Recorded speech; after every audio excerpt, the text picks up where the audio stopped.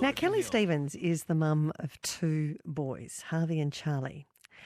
Last week, she had to celebrate, or mark, rather than celebrate, I would suggest, a very difficult week. Not only was she marking Charlie's birthday, her second son, she was also marking the first anniversary of his death at 3 years old from acute myeloid leukaemia. Now, while that might change the course of your life, Kelly is making a real effort to try to make it change the course in a positive way. Kelly Stevens has set up a foundation called Charlie's Rainbow in Charlie's honour. Kelly, good afternoon. Hello, how are you? Yeah, Kelly. What sort of boy was Charlie?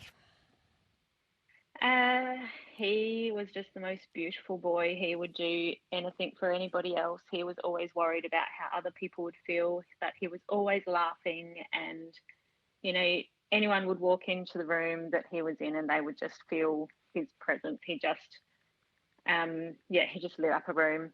The nurses and the doctors would come in and see him, and they would ask why there was so much laughing in our room, and that was just how we got through it. Yeah.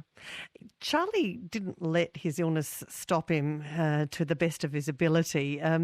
He had a great personality, I believe, and you're trying to capture that. Yeah, absolutely. Yeah. How? Through the foundation. I guess showing who Charlie was and how strong he was and how strong we were as a family.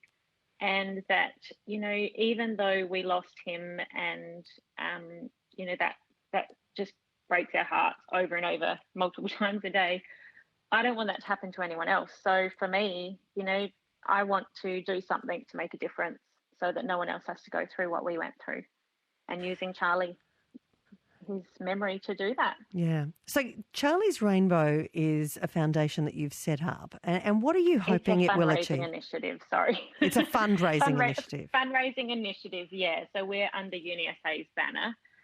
So we're actually not the foundation ourselves, but UniSA have they're supporting us in doing this. And you've made a commitment to raise money for AML, and we'll find out a little bit more about what AML is in a moment. Why did you want to turn the loss that you had with Charlie into this? Why is that important to you? I don't want anyone to hurt like we do, you know, and I just don't want us losing him to be for nothing. Not that it is for nothing, because we had an amazing 3 years with him, and even when he was in treatment, it was still amazing. But I don't want that to be for nothing, and I want him to be remembered for who he was and how amazing he was. Yeah. We'll find out how you're trying to raise that money for AML research in a moment, but probably worth bringing into this now, Professor Richard D'Andrea. He is a researcher at UniSA and joins us now. Professor, good afternoon. Hi, good to talk to you. Professor, Kelly's been telling us about Charlie, who died a year ago last week of AML. What is acute myeloid leukemia? Acute myeloid leukemia, it's an aggressive cancer of the blood where the bone marrow makes large numbers of abnormal blood cells. It's an acute leukemia, so it progresses very rapidly. It's fatal if it's not treated with chemotherapy to reduce the number of these leukemia cells that are produced.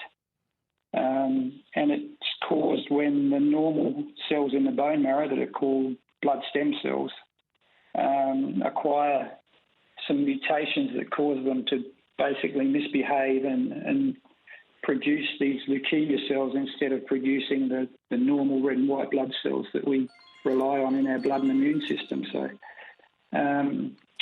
it's a difficult disease. Some subtypes in particular are difficult to kill. It's difficult to kill all the leukemia cells with chemotherapy, so the residual cells that remain after the intensive chemotherapy will eventually cause a relapse, which is very difficult to treat. So it's a rare acute leukemia that is complicated to treat. What research are you doing at the moment that you hope might make a difference in the way we treat AML? We're focused on a couple of things. We're looking extensively at the genetics associated with the AML and trying to understand what contribution there is from inherited predisposition, which we know in some cases is important in AML. It's important to understand how often that is a factor. It's really important in a disease like AML where stem cell transplants are used as a treatment. In a number of patients, high-risk patients will be targeted for a stem cell transplant, which means a donor bone marrow stem cell source from the family is usually identified. And obviously, if there's a predisposition in the family, the last thing you want to do is transplant a child from a donor that also has that predisposition. So it's really important to understand that level. And also we're looking at ways of targeting these residual leukemia cells that are there after the initial chemotherapy treatment, using some of the new cancer therapies that are out there, and also using the immune system, see if we can harness the immune system to target and kill those remaining AML cells after chemotherapy. So there's different approaches really to try and just improve the way the disease is treated.